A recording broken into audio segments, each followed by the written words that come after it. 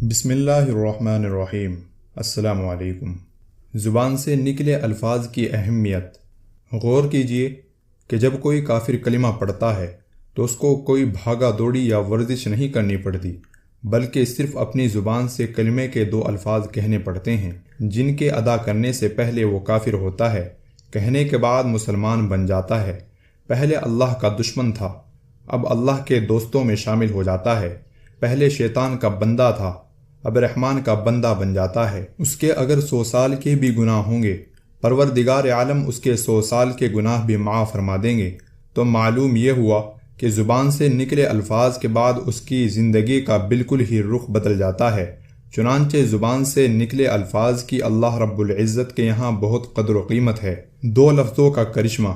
جب کسی مرد یا عورت کا نکاح ہوتا ہے، نکاح کے وقت جب مرد قبول کرتا ہے تو اس وقت اس کو اپنی زبان سے فقط اتنے ہی الفاظ کہنے پڑتے ہیں کہ میں نے اس لڑکی کو اپنے نکاح میں قبول کیا، یا اتنا کہہ دے کہ میں نے اسے قبول کیا۔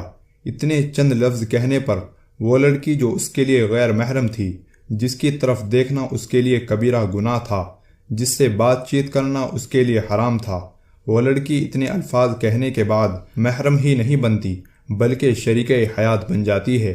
اب یہ اس کے ساتھ پوری زندگی گزارتا ہے۔ تو سوچئے کہ نکاح کے وقت فقط چند الفاظ کے بولنے پر 2 انسانوں میں کتنی جدائیاں تھیں۔ اب وہ اتنا قریب ہو گئے کہ کہنے کو تو جسم 2 ہیں مگر ان دونوں کے جسم ایک جیسے ہیں۔ یہ خوشی اور غمی کے ساتھی بن جاتے ہیں۔ تو اللہ رب العزت کے یہاں زبان سے نکلے ہوئے الفاظ اتنا ہی اہمیت رکھتے ہیں کہ جس طرح چند الفاظ نے اس لڑکی اور لڑکے کے درمیان کے فاصلوں کو سمیٹ کر رکھ دیا، اسی طرح اگر کوئی مرد کسی وقت اپنی بیوی کو طلاق کے الفاظ کہہ دیتا ہے تو 2 الفاظ کے زبان سے نکلنے پر وہ عورت جو اس کی شریک حیات تھی، اس کے بچوں کی ماں تھی، اس کے دکھ درد کی ساتھی تھی، اب اس کے لیے وہ اجنبیہ بن گئی، وہ پھر اس کے لیے نامحرم بن گئی۔ تو نکاح اور طلاق کے چند الفاظ سے انسان کی زندگی میں کتنی تبدیلیاں آ جاتی ہیں۔ فکر کی ضرورت۔